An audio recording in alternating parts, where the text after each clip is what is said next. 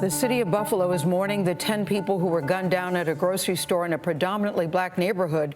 3 others were hurt, and one of those killed was 86-year-old Ruth Whitfield. She's a mother, she's a wife, and she's a grandmother. Her son, Garnell Whitfield, is a retired commissioner of the Buffalo Fire Department.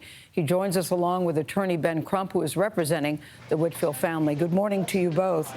Mr. Whitfield, I want to start with you because we are also very sorry that you and any other family is going through this pain this morning. But I'm curious, it's been reported that you went to the store to help, and once you arrived, you learned that your mother was, in fact, one of the victims. How did you find out that you had now been personally affected by this? My mom had gone to the nursing home, which she did every day for the last 8 years, to care for my father, who was at the nursing home, and she didn't answer her phone. And the nursing home is just blocks from the scene here.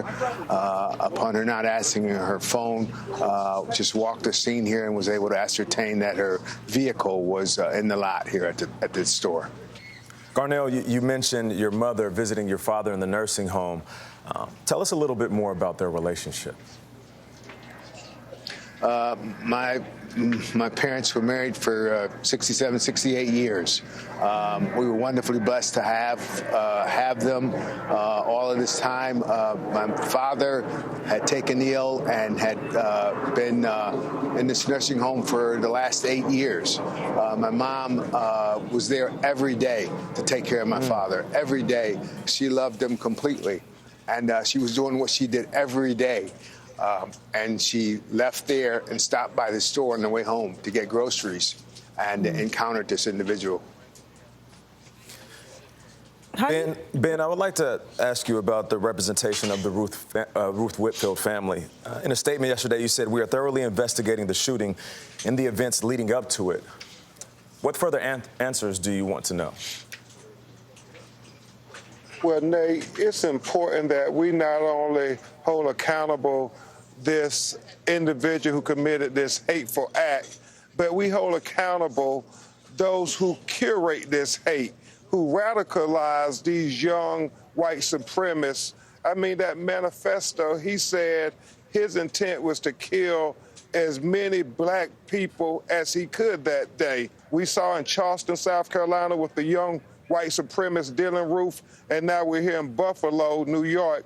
How long before we get the anti-black hate crime bill passed? Because if we don't do something meaningful, Nate and Gayle, I am so afraid that we will see something like this happen again in our community. Yeah, I think Ben Crump, we're all afraid of that. You know, it doesn't seem like you're safe at the grocery store, the church, at the spa, at a movie theater, at a concert. And now we have a man in custody. What do you make of the arrest of this young man? You know, Gayle, so many times we talk about unarmed young people of color being killed, but yet when you have these young confirmed white mass murderers, they always seem to be taken alive. And so it just goes to a deeper conversation of how we deal with societal issues, especially involving race. We have to direct our attention to these internet sites that inspire these young people. They're radicalizing them to be hate mongers, to be people who hate people because of the color of their skin. It is very hard, Ben, to hear that this young man was so young and had so much hatred in his heart. I want to go back to you, Mr. Whitfield, because, you know, I think about the 10 families who are waking up today whose lives are forever changed.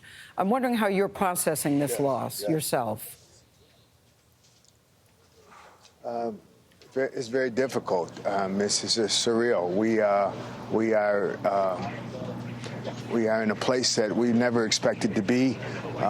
My mother was the glue that held us together. My mother was my father's caretaker. We've not shared this information with my father. We don't know if that's in his best interest. We don't know how to proceed. We have to consult with his caretakers, with his doctors, and find out, you know, how to proceed with this. We don't know if he should attend the memorial service for my father. We don't know how we're going to care for him going forward in a manner consistent with what my mother would have won it. And so we have a tough road ahead. It's difficult days, I think, not just for your family, but for the country. There's some very difficult questions we all need to face and we all need to answer. We thank you both. Thank you both.